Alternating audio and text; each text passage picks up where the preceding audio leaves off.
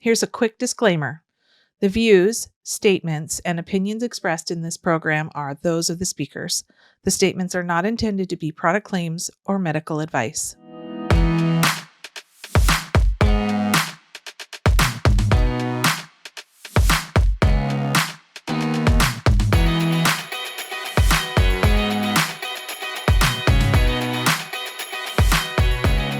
Hi, Diana Frike here. I am the host of the Gooder podcast, where I get to talk with the powerhouse women in the food, beverage, and wellness categories about the business of consumer packaged goods, branding, and leadership.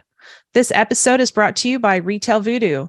Retail Voodoo is a brand development firm providing strategic brand and design services for companies in the food, wellness, and beverage industries. Our clients include Starbucks, Kind, REI, PepsiCo, Hi-Key, and many other market leaders. So if your goal is to crush your competition by driving growth and disrupting the marketplace with new and innovative ideas, give us a call and let's talk. For more information, you can check us out at retail-voodoo.com. Well, I'm very excited to chat with my guest today. Julie Gordon-White is the founder and CEO of Bossa Bars, Menopause Energy Bars. We're going to talk a little bit about MenoWell as well later today. Recently named an Oprah Daily Best Menopause product, who advocates for women in all stages of the pause. Julie is also an award-winning entrepreneur, best-selling business author, and TEDx speaker. In 2020, Julie launched Bossa Bars after struggling with the menopause middle. Julie spent 10 years in corporate sales and marketing before deciding to honor her entrepreneurial spirit when she founded Blue Key Business Brokerage Mergers and Acquisitions, easy for me to say. Since then, she's gone on to author a best-selling book called Exit, 12 Steps to Sell Your Business for the Price You Deserve, and along with Bossa Bars can be found in the speaking circuit as a small business expert. Welcome, Julie. Why, thank you. That makes me, I'm like, is it because I'm old I have all that experience? Ooh, no, we're not allowed to say that word. Actually, yes. I'm just going to own it, right? Yeah. Okay. I'm in the saddle. All good. There you go. It's so funny. I was talking with my husband the other day, and we were commenting about how life expectancy, that 90 is the new 60, and that like our kids are going to live over 100 years old. So I'm in my early 50s, and I'm like, oh man, I still got another 40 or 50 years to go. I better figure out what I want to do when I grow up. More of the same. You're doing a great job. More of the same and more fun. That's what I think. That's more fun, right? Yeah, for sure. Yes. Well, I just loved meeting you at Expo West this year. You were, I found you, and I believe you had not just the bars, but you also had MenoWell with you at the time. Is that right? Yes, we actually debuted MenoWell, which is the rebrand of Bossa Bars, which we can talk about it. Okay. Bossa Bars was our MVP to really understand the market and what women wanted and didn't want and all the good things. And so we landed on based on what we learned on MenoWell. And so we debuted MenoWell at Expo and we moved into retail because retail didn't know about Bossa Bars. So okay, well, so tell us, how was the show? What was the response like? It was, can you see my face? Like I couldn't believe the reaction that we got. So we had a booth, and at the top it just screamed menopause, right? Protein bar, which is probably why you saw us. Yes. We're so loud and proud about menopause. Our whole team is, menopausal at some stage. We have the Perry menopausal women all the way to the post. Hello. So, we just own it so proudly. We didn't want to just like, oh, menopause, like here we are. Yep. And people were shocked. Someone said, I didn't even know there was another application for a bar. And it was really exciting. The first day, to be honest, it was very overwhelming. Yeah. Scary. Yeah. We were in the back next to the ladies' room. Right. Good. Right? Actually, good placement. Right? Exactly. I wasn't mad about that. It was like a crush of people. And thought, wow, hope there's no fire here. We're in big trouble because there was no place to move. People were so interested in what we were doing, which was awesome. Oh my gosh. I love that. I have a couple of questions, but I always want to start at the very beginning. So why don't you tell us a little bit about Bossabar's MenoWell and what the brand stands for? What's your mission? Yeah. Well, you know how food and things happen because I needed a solution for myself. I was 55. Here we are in the middle of the pandemic, and I'm eating every brownie and cookie and chips that I was making for my 2 man-sized sons that had come home during the time. And, they're in their 20s. So they're tall. I'm 5'1", they're 6 feet. Like, I shouldn't be eating all the things they're eating, but I was, because my hormones were off the chart, going that way. And my sugar cravings were just crazy. So I gained 10 pounds. I really oh my gosh, felt bad about myself. Being 5'1", there's no extra room for that. So what am I going to do? I need to make something that I could satisfy my own sugar cravings. But then also it started thinking, well, how could I just feel better? Less hot flashes, more energy, all the things. And that's when I stumbled on maca.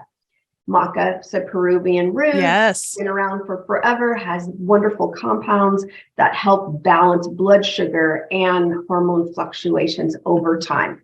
If I wanted something fast, I would have just taken a pharmaceutical, but there's a whole other conversation about menopause and pharmaceuticals. And my mom was of the ilk, no hormones, don't do it. Our family, not good choice. So I had to figure that out. So anyway, fast forward, we start shipping in April of 2021 after I just cobbled these things together in the kitchen for myself. And they were kind of bad in the beginning. I just, what else do I need? A little cacao nibs. Let's make them crunchy. Let's do all these things. My girlfriends like them. This would have been, now I have 2 companies as an entrepreneur in. My girlfriend's like, this is your 3rd company. I'm like, really? And they're like, yes. I'm like, okay, let's do this thing. Let's do it. So that's the genesis of Bossabar's Menopause Like a Boss. Because I was really signaling to myself, girlfriend, you need to menopause like a boss, not the way you're doing it now. So yes, right. And when we were growing up, menopause was, you didn't talk about it, which seems ridiculous. Didn't talk about it. And when you hit menopause, that like your life was over. Now, granted, people were only living until like their 60s or 70s on average. So we were already tailoring off. But this concept of just owning the boss part, like we're just hitting our stride at this point now. Absolutely. We've got time in the saddle, as I said, we're more confident. We have more money in general, unless you have kids in college draining everything. I have one left, like, come on, you can do it, get out, But we are just at for healthy, especially, we are at the best time of our life. And so it's just a life stage, and we need to pull it out of the closet. And there's nothing wrong with aging. And the cool thing is that celebrities now, and let's just face it, we are celebrity culture. Yeah. When celebrities are talking about menopause, Oprah, Gwyneth Paltrow, Selma Hayek, Drew Barrymore, on. It's cool all of a sudden. It's actually cool. I think the pandemic helped that. So I'm glad to be a part of it. Yeah, I think the pandemic, strangely enough, helped a lot of things, kind of unpacked a lot of things, because we didn't have a lot of things to distract us. We were at home, period. With ourselves. End of story, right? And all of a sudden you're like, oh, I'm not feeling great about this, that, or the other thing. And there's nowhere to go to distract yourself. So it's kind of created a little bit of a mess. I think we've got a little bit of a mess from a mental health standpoint. And I'm not talking about people who have severe mental health issues. There's varying levels of it, but kind of there's a lot of things that happen. I think men go through their own version of menopause as well.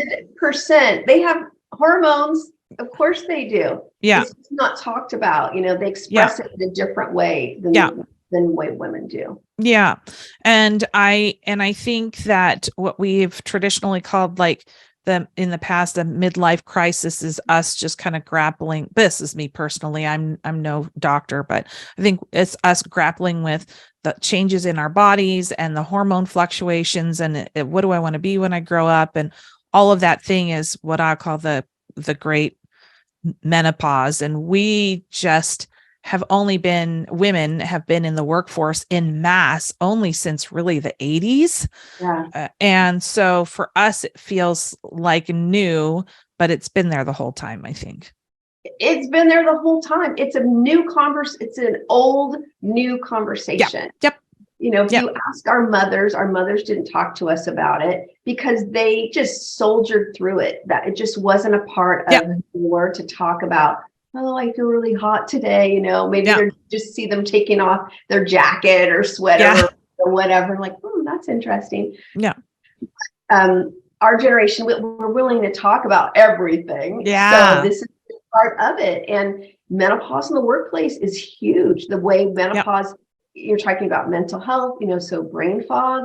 And when you're at work, you're giving a presentation, all of a sudden the words are gone. Yes. And I encourage women, I used to be a business coach for 10 years. Just call it out. Like, oh, geez, I just had, meno moment, like own it. Having a hot flash. Here comes my power surge. We don't need to hide about what we're experiencing. It's better just to claim it and move on. And then you just empower the whole audience, including men. Men need to be a part of it. Every man knows a menopausal woman. A mother, a sibling, a cousin, a friend, boss. A boss, an employee. An employee, exactly. Yeah.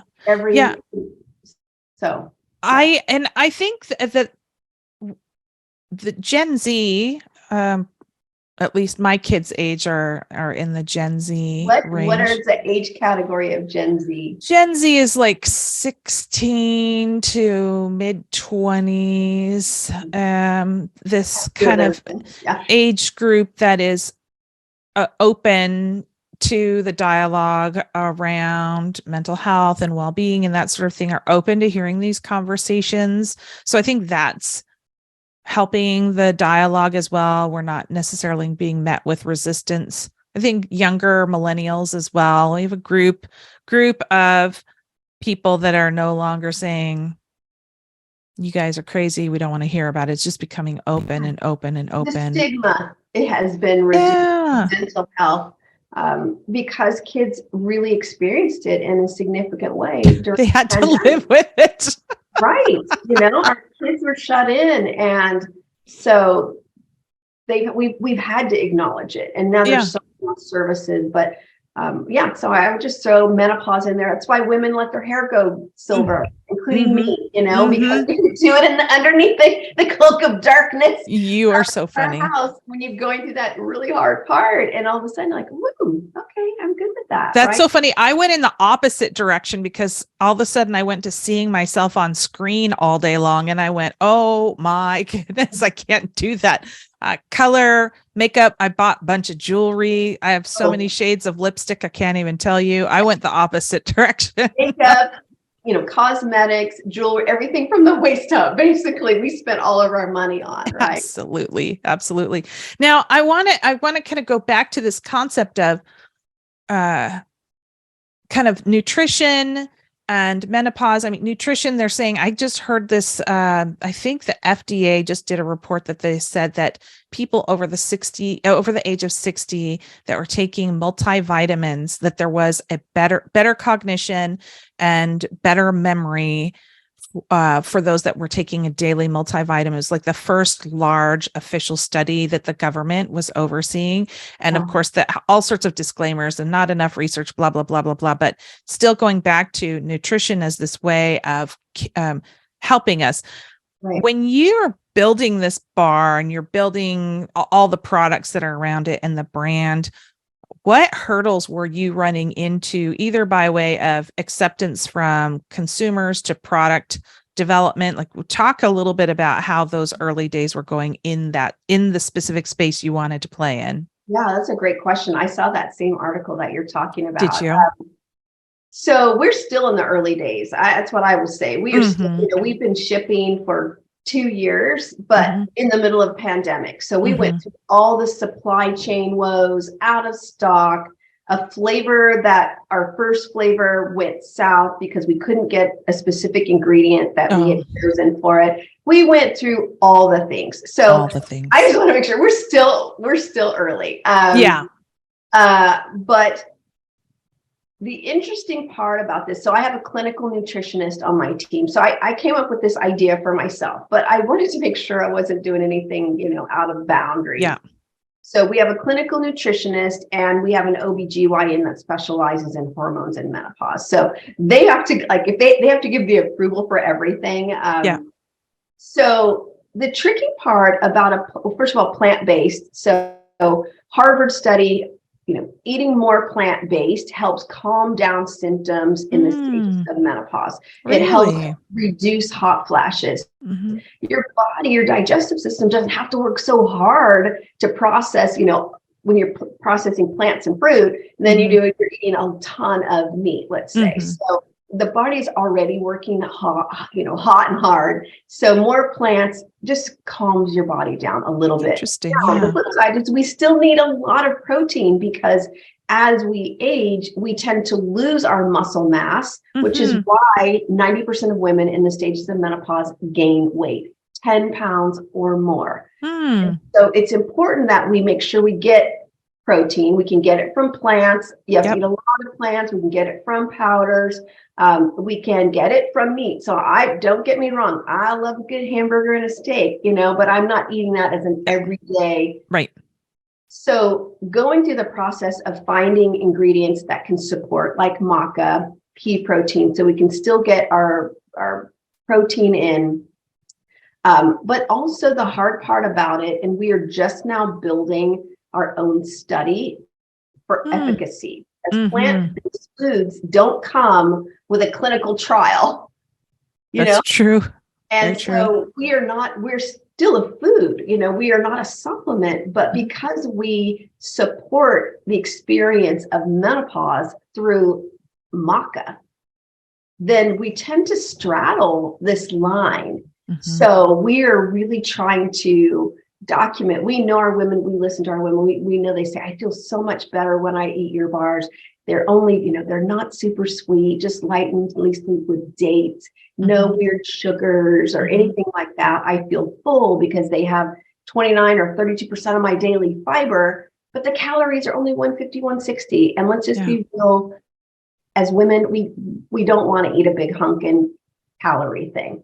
So our bars, I call them elegantly sized, because that's what we need. We need a small bar that fills us up and that crushes the cravings. So we are going back now that we have a consumer base and we are getting prepared for a study where we can document how have the bars impacted your experience. We know from hearing all the feedback, I read every single customer service email, text. You do? Take them all, Diana, like every single one. I reply to every single one because as a founder, I want to know what women are saying. Our bars are like a talking stick, for this important conversation. Women reach out and they're practically crying. I have so many women who come up to us at a trade show, at Expo, men almost in tears, some in tears, to be honest. Thank you for opening this conversation. Thank you for bringing it out of the closet. Thank you for having something to help my wife. It's a big deal. And it's even bigger than a bar. So I want to have that relationship with our customers. And so now we're going to start documenting their experience so we can share that, because there is that community. We are a venture-backed company, and there is that conversation. What is the efficacy? And you're a plant, we're not pharmaceutical. Right. So we're going to make sure that we have some real information about that. So. Wow. Actually, a long route to answering your question. No, I sometimes that's the path. So there's nothing wrong with that, but I'm curious. I'm always curious on the plant-based front because I this is going to sound a little crazy. We've been working in better for you space for a long time plant-based. It's the way my family, we're very heavily plant-based, big into beans. Beans is our thing right now. Beans and lentils almost every day. Protein there. Yes, yes. Yes. But And fiber. I've got a teenage boy that kid needs to eat animal protein. No joke. If Right. he just cannot.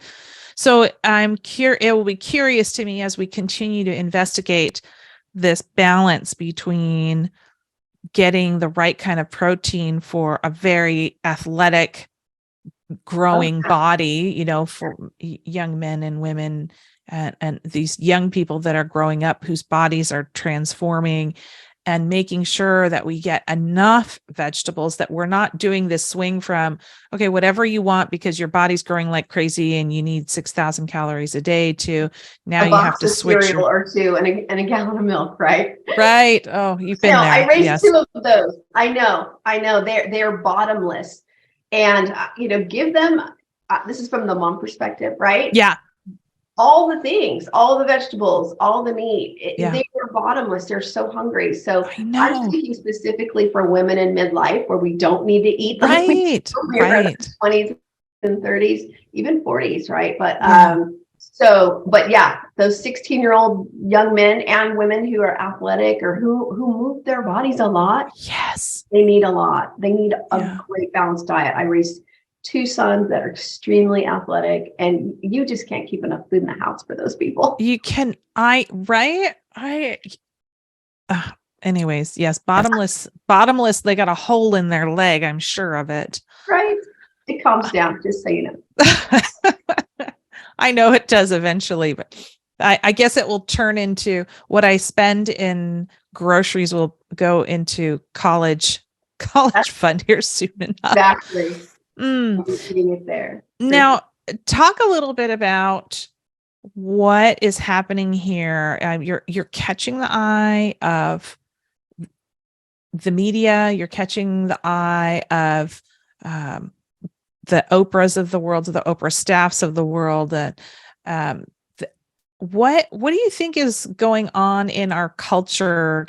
Is it a trend, or is it new, or is it a finally at last? What's happening in our world of media that has your product? Because there's other products that are coming out there as well, but you seem to be the darling right now. What is it about what you're doing that you feel is so attractive to everybody right now?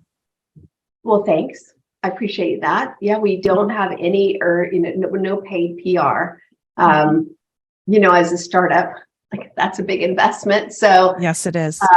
So we've been very fortunate. We were actually in the New York Times 2 days ago. Oh my goodness. Into our site, right?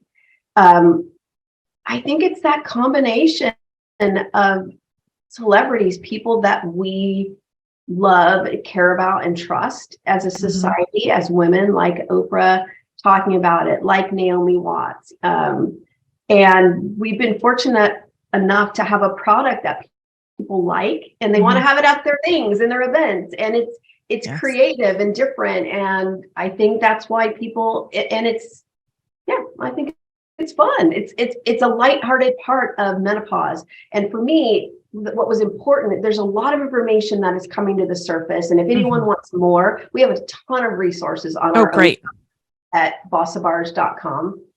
Tons of resources. And you can find a doctor that specializes in menopause through our site. That's fantastic. But the idea is a lot of when I was building the brand the first time, I think you'll appreciate this, Diana. I'm searching for images online, I didn't have any real photos, right? So I've got to what are the coolest stock images I can find? And there weren't any. It was horrible.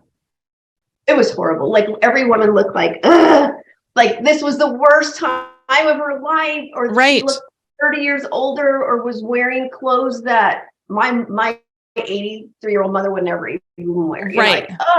Horrible. So I'm like, okay, then we just need women holding our bars. We need real customers. UGC, we need the real stuff. I'd rather have that than some horrible image. And it just made everything. That's where the whole menopause like a boss came in. Just it's all about empowerment, ownership, energy. And I think that's part of why people are attracted to our brand, because we are not about the woes of menopause, even though it can be super hard for women, super challenging, over 34 symptoms. But Yes. it's still like the golden time of our life, or Agreed. the platinum time of our life. So I think because we have that energy, it's how I feel as a founder. It's our culture. Yeah. Menopause is badass, and so Yeah. I think that's attracting more than like, oh, I'm so miserable all the time, even if you are. Yes. I want to validate something that you're saying here. So I just completed a 2-year MBA program this last Saturday, like literally this week. I love it. And Congratulations. thank you. Half the women in my cohort were 50 and over. Half. I believe it. And so what did you discover by that, being in this group of 50-year-olds, like you're saying, this is probably something I've always wanted to do, didn't have time to do it. Now's my time, getting it done. What was that experience? Yeah, it was not something, actually, none of us had ever thought we would get a master's. What it was we had if you think of who we are in our 50s, we're square in Gen X. And when we were in school in the 80s, women coming into the workforce, women who were in business, were incredibly masculine. And there are some of us that did not want to subscribe to that, have to wear a suit with a big honking shoulder pads, and we had shortcuts. We were we were depicted as women in business were depicted as incredibly intense. And I think there was a group of us that did not want to subscribe to us. All of us came from kind of like softer spaces or more traditional marketing or nursing. And I think a lot of us said this was something that we had only discovered within ourselves, that we wanted to see something new and find something new for ourselves. And we saw education as a way to get there. So we went through these executive MBA programs and really opened up our eyes to seeing what business could be. I happened to go to a Jesuit university, and all of the foundational teaching, or all the teachings, whether it be MBA or undergrad, have a foundation of environmental and social justice. So not only were we in an MBA program, but it was, how do you build a business that takes care of the planet? How do you build a business and make and just grow your business and have an impact where you're not abusing your employees, or you're not taking advantage of resources? It was such an amazing experience that it opened our eyes, is that business could legitimately be a force for good. We are a B Corp. I was going to say, you're a B Corp, which is a huge statement. That's not easy to achieve. So yes, but to see that universities are out there saying, as leaders in business, this is now not an option, this is the way it should be, that's a big deal. Yeah.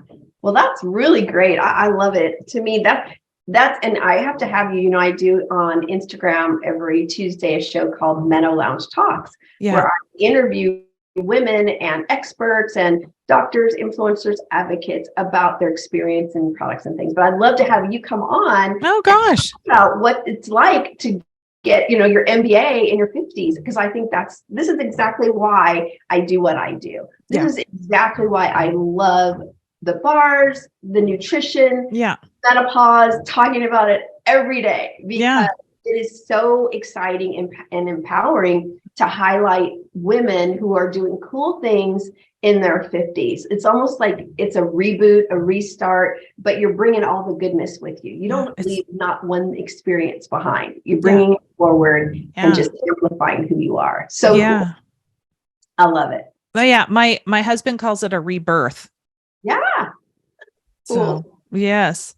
Well, so on that side, let's go step back into what you are up to. When we talked about how you're getting the attention of celebrities in the media, I have to, because Oprah's on my top 10. I have a little list over here of people that inspire me. Oprah, of course, is on there. Oprah Daily, they called you out. How did that happen, and were you prepared for it? You know, that saying about being in the right place at the right time. So here's the true story. We debuted at Expo West here 2023.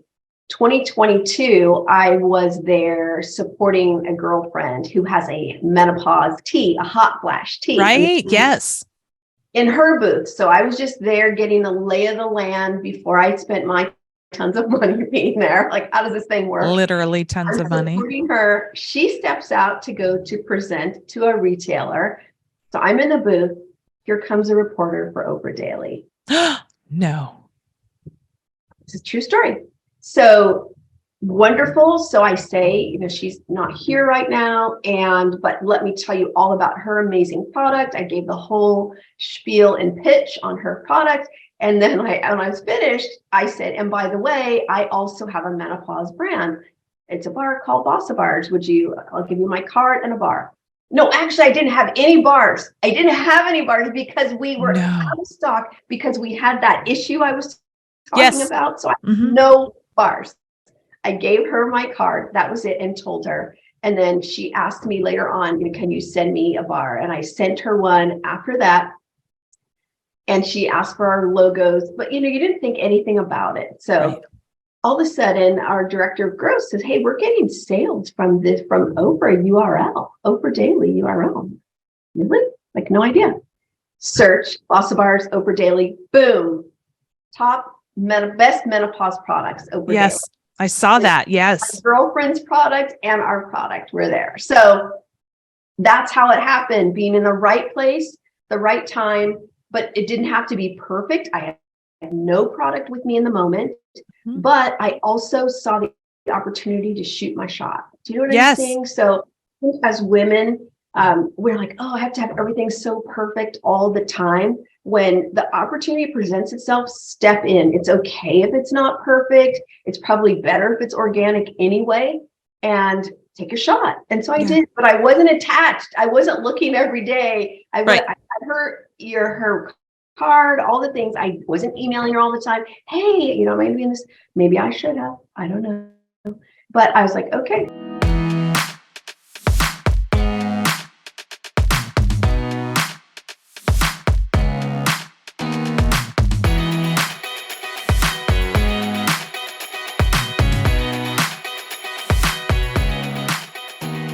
Produced by Heartcast Media.